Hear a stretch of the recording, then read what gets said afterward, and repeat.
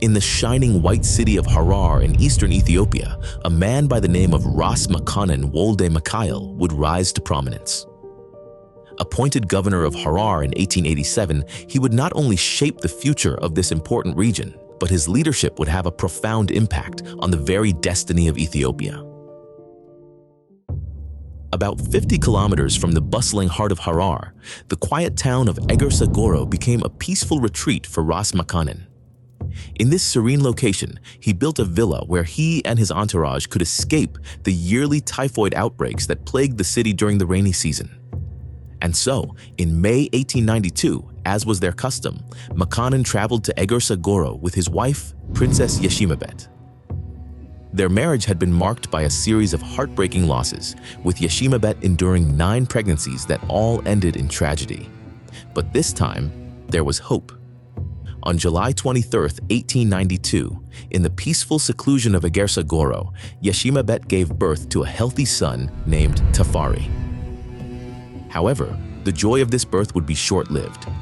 Just 2 years later, the radiant new mother would die, giving birth to a second child, leaving her young son without a mother. Following his wife's passing, Ras Makanan entrusted young Tafari to the family of his brother. Though Makanan was often away on official duties, he remained deeply committed to Tafari's education, determined to give his son the broadest learning possible. As Tafari grew, his education became a reflection of Ethiopia's dual heritage, rooted in its own traditions while open to external influences. By the age of 10, Tafari could read and write both Amharic and Ge'ez and was fluent in French, a rare skill among Ethiopians at the time. Meanwhile, Harar was thriving under Ras Makanan's leadership.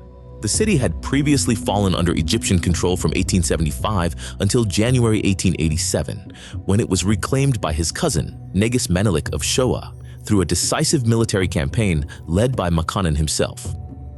As a reward for his loyalty and victory, Menelik appointed Makanan as governor of Harar. In his new role, Makanan skillfully maintained peace by honoring the rights of Harar's Muslim majority. His inclusive approach not only won the trust of the Muslim Harari people, but also brought the Oromo, a significant and influential ethnic group, under his effective governance. In 1905, when Tafari was 13, his father bestowed upon him the title of Dejazmak, meaning Commander of the Gate, equivalent to a count. However, tragedy struck the following year. On January 12, 1906, Ras Makanan set out for Addis Ababa but fell gravely ill during the journey. Tafari was summoned to his father's bedside, but by the time he arrived, Makanan's condition had deteriorated. He passed away on March 21, 1906. After his father's death, many expected Tafari to inherit the governorship of Harar. But to their surprise, Menelik appointed Dejazmak Yilma Makanan, Ras Makanan's eldest son from a previous marriage, as governor. Though disappointed, Tafari found a new path under Menelik's guidance. Recognizing the boy's potential and his responsibilities, Menelik brought him to his court and oversaw his continued education, preparing him for a future of service and leadership. Menelik's reign as emperor marked a turning point in Ethiopian history. He achieved what had eluded generations of rulers, unifying Ethiopia's fragmented provinces and regaining control over the southern territories that had once been lost. His leadership also set Ethiopia on a course of modernization and resistance to colonial encroachment. The emperor's crowning achievement came in 1896 at the Battle of Adwa, where he led Ethiopia to a stunning victory over Italian forces.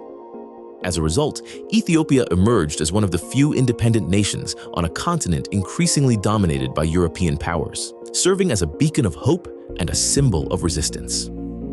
Despite having never traveled outside Ethiopia or speaking any European language, Menelik was remarkably open to modernization. Under his rule, the Ethiopian capital of Addis Ababa blossomed with technological and infrastructural developments inspired by Europe's industrial strength. The emperor also took steps to centralize power in Addis Ababa and initiate Ethiopia's first formal moves toward abolishing slavery. It was during this transformative period that young Tafari Makanan grew up with a profound appreciation for Ethiopia's heritage and an acute understanding of the challenges that leadership would entail. In 1907, a significant event tested Tafari's resilience. His half-brother, Dejazmak Yilma, governor of Harar, died suddenly of pneumonia. Tafari hoped this time that Menelik might appoint him as Yilma's successor. However, he was disappointed once again when the emperor appointed Dejazmak Balcha Safo, a seasoned hero of the Battle of Adwa, as governor. To offset Tafari's disappointment, the emperor appointed him as governor of Darasa in the Sidamo province, an area Balcha had previously managed.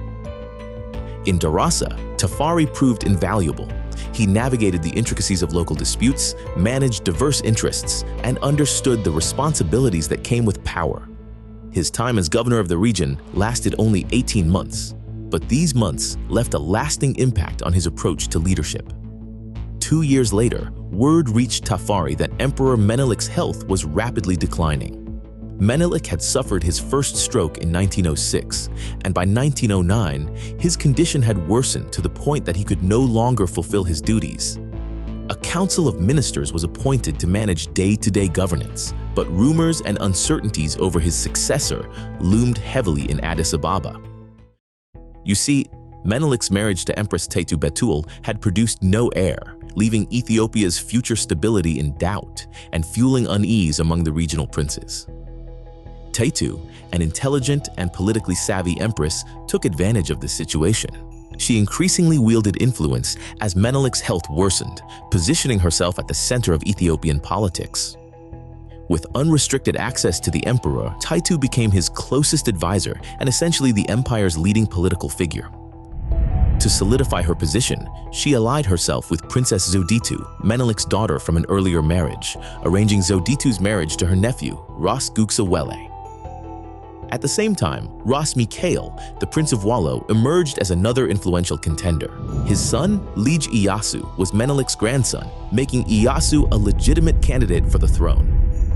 In January 1909, Menelik suffered another debilitating stroke that left him partially paralyzed. Sensing the urgency, he gathered the nation's nobles on May 13th to announce his decision.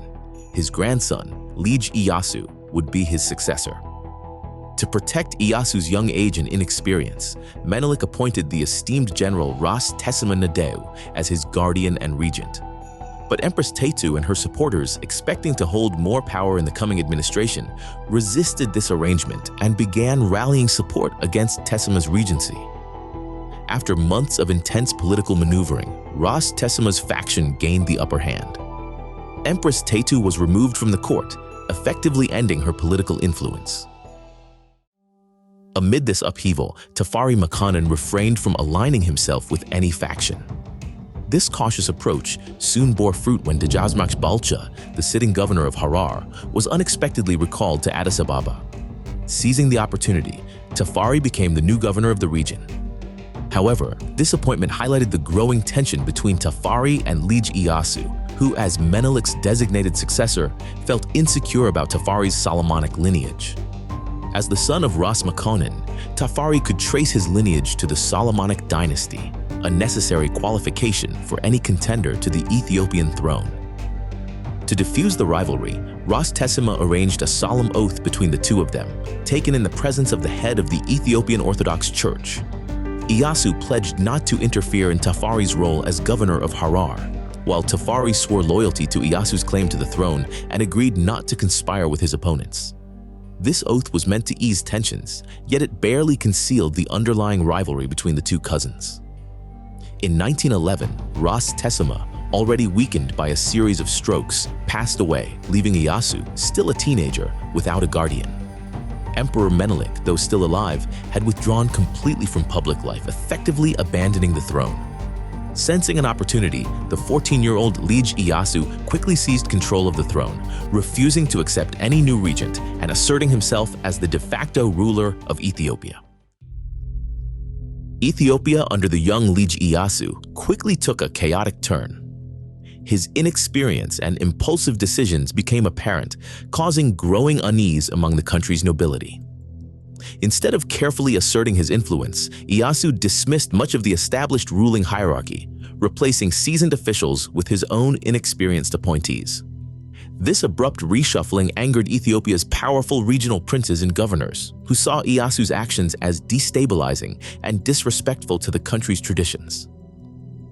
Although Iyasu was recognized as the de facto ruler, his legitimacy was still in question, as Emperor Menelik II was officially still alive. When Menelik's death was finally declared in 1916, although many believed he had died years earlier, opposition from the nobles prevented Iyasu's formal coronation, leaving his rule tenuous at best.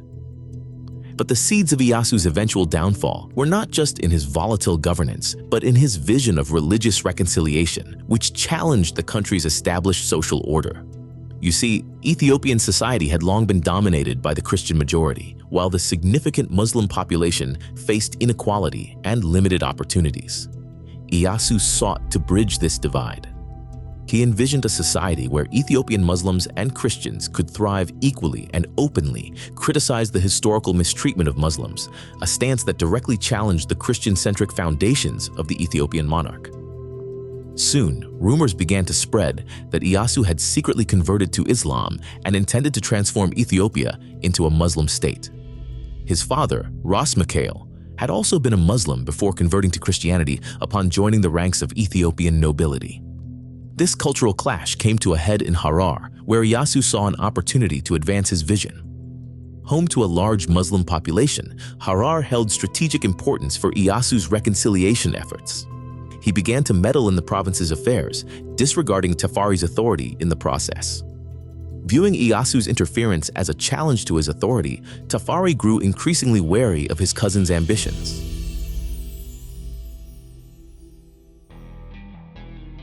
Matters worsened when Iyasu, aiming to curtail Tafari's influence, dismissed him as governor of Harar and reassigned him to a remote province. This dismissal, seen as a hostile act, intensified the concerns of the Ethiopian nobility about Iyasu's intentions and competence.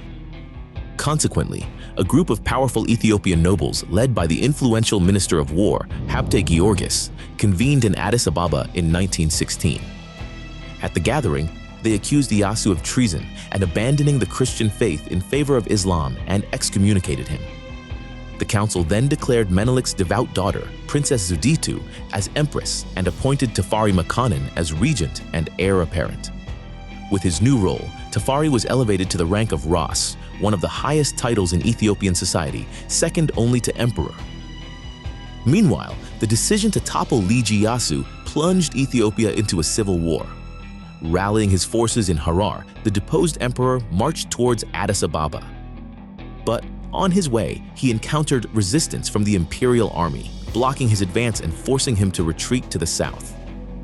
Subsequently, an army under the command of Dejazmash Balcha entered Harar and began the massacre of the Muslim population of the city, resulting in hundreds of deaths. Iyasu's hopes now rested entirely on the powerful army led by his father Ras Mikhail, the king of Wallo. On October 27, 1916, the decisive battle unfolded at Sagale, roughly 100 kilometers from the capital. The confrontation was fierce, with heavy casualties on both sides. Mikhail's troops were outmaneuvered and overwhelmed by the larger government forces led by Habte Georgis. In the end, his army was defeated, and he himself was captured. Around 10,000 Ethiopian soldiers died in the battle. Throughout this period, Tafari stood by the Minister of War. He refrained from openly celebrating Iyasu's downfall. Iyasu remained a fugitive for several years, hiding in the harsh terrain of the Danakil Desert until he was finally captured on January 11, 1921, and brought back to the capital. Thereafter, he was placed under the strict custody of Ras Kassa, a governor and relative to both Iyasu and Tafari. On February 11, 1917, Princess Zewde was crowned Empress of Ethiopia, wielding full authority as the ultimate decision-maker in the empire. However, unlike traditional monarchs, she delegated the day-to-day governance to Tafari. Under Tafari's regency, Ethiopia experienced an economic boom, fueled largely by its burgeoning coffee trade. Taking advantage of this perfect moment, Tafari sought to unify the nation and further modernize its administration. However, his bold vision clashed with the interests of some regional leaders who fiercely guarded their traditional autonomy. One of the strongest of these leaders was Dejazmash Belcha Safo, the powerful governor of Sidamo. A veteran military leader, Belcha was overseeing one of Ethiopia's most prosperous territories, yet he resisted Tafari's demands for financial contributions to Addis Ababa, sending only a fraction of the province's revenue. Frustrated by Belcha's defiance, Tafari summoned him to the capital, but Belcha ignored the order for months. When he finally complied, he arrived in Addis Ababa not as a subservient provincial governor, but as a leader in his own right.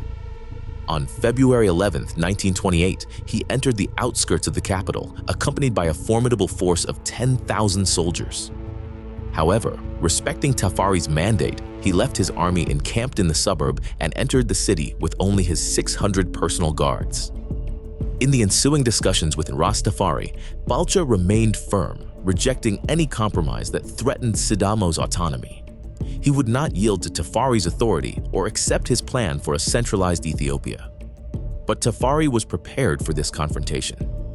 While Belcha was engaged in talks at the palace, Tafari sent his loyal commander, Dejazmash Bayene, to the Sidamo camp and gave them sacks filled with Maria Theresa thalers, a currency that held significant value in Ethiopia. Rather than confronting Belcha's forces, Bayene used diplomacy and the allure of financial incentives to win over their loyalty. In a matter of hours, the soldiers of Sidamo had been swayed by the promise of wealth, abandoning their allegiance to Belcha and aligning themselves with the regent. When Belcha left the palace, he found himself isolated and powerless. Deprived of his army, he was promptly arrested, his bid to challenge Tafari's authority decisively quashed. The swift neutralization of Belcha's threat sent a powerful message across Ethiopia. Ras Tafari would not tolerate any dissent, and his campaign to centralize authority was unstoppable. Following Belcha's defeat, Tafari sought to secure the title of Negus, the king, but Empress Zewde needed to be convinced. Under mounting pressure from Tafari's allies, she eventually conceded. On October 7, 1928, Tafari was crowned King of Gondar, bringing him one step closer to his ultimate aspiration, the title of Emperor of Ethiopia. After crushing another rebellion, this time by Rasgug Sewel, Empress Zewde's former husband, Tafari solidified his political position. This victory, however, was soon overshadowed by another critical event, the death of Empress Zewde. Her death paved the way for Ras Tafari to ascend the throne as the undisputed ruler of Ethiopia. On November 2, 1930, 37-year-old Ras Tafari Makanin was crowned Emperor of Ethiopia, in a coronation that was meticulously crafted to reflect both Ethiopia's ancient heritage and its aspirations for modernization. He took on the title of Haile Selassie I, conquering lion of the tribe of Judah, elect of God, the Negusa Negast, the King of Kings. The coronation festivities, scheduled to last for 10 days, began on November 1st. Dignitaries from around the globe gathered in Addis Ababa to witness the historic moment. Anointed as emperor, Haile Selassie invoked the authority of 225 generations of Ethiopian rulers, connecting his lineage directly to Emperor Menelik I, the legendary son of King Solomon and the Queen of Sheba. In a groundbreaking departure from tradition, Selassie crowned his eldest son, Asfa-Wossen, as crown prince during the same ceremony, signaling his intent to establish a clear line of succession. This decision was unprecedented in Ethiopia, where every Solomonic prince traditionally held the right to claim the throne, often leading to fierce rivalries and even civil wars. However, the new emperor was determined to transform this custom. Selassie's reform continued with the introduction of Ethiopia's first written constitution in 1931. With a system historically defined by powerful regional princes, the constitution sought to centralize authority under a hereditary monarchy, breaking the long-standing tradition of regional autonomy. While the princes retained control over their territories, their powers were now firmly subordinate to the emperors. They were barred from handling foreign affairs independently or raising armies without royal approval. As anticipated, the new constitution was met with resistance from some of the princes, including Ras Haile Tekle Haimanot, the powerful and wealthy ruler of Gojum. Ras Hailu's father, Negus Tekle Haimanot, had once challenged Menelik II for the Ethiopian throne, and Ras Haile carried this legacy with a fierce sense of entitlement. By 1931, he had ruled Gojam with near absolute power for over 2 decades, treating the province as his own private kingdom. He saw Selassie's reforms as an affront to his authority and was deeply skeptical of the emperor's intentions. Emboldened by his anger, Haile sought to align himself with an even greater symbol of defiance to Haile Selassie, the deposed Lij Yasu, the former heir to the throne. A son-in-law to Ras Haile for a brief period, Lij Yasu embodied an unresolved threat to the emperor's legitimacy. On May 15, 1932, Haile set a plan in motion to free Lij Yasu, hoping to use his influence and royal bloodline to rally opposition against Haile Selassie. However, the plot was swiftly uncovered. Although Iyasu managed a brief escape, imperial forces quickly apprehended him. Resultingly, Ras Haile was arrested and put on trial. The emperor, seeing this as an opportunity to firmly establish his authority, made an example of him by sentencing him to death.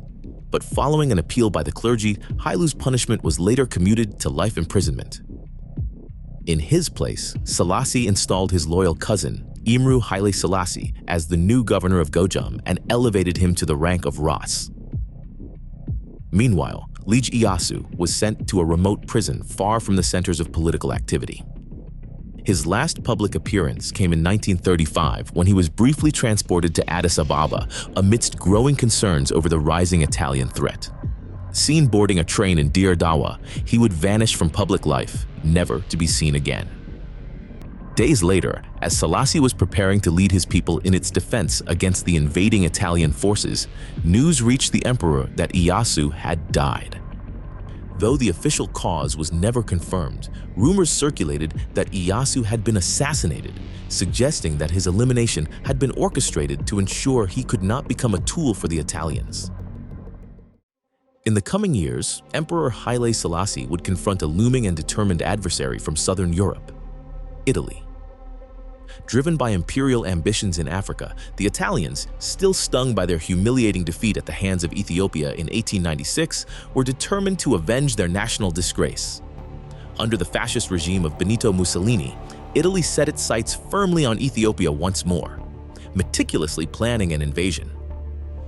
On the 3rd of October 1935, Italian forces under the command of General Emilio de Bono crossed the border into Ethiopia, marking the start of the Second Italo-Ethiopian War.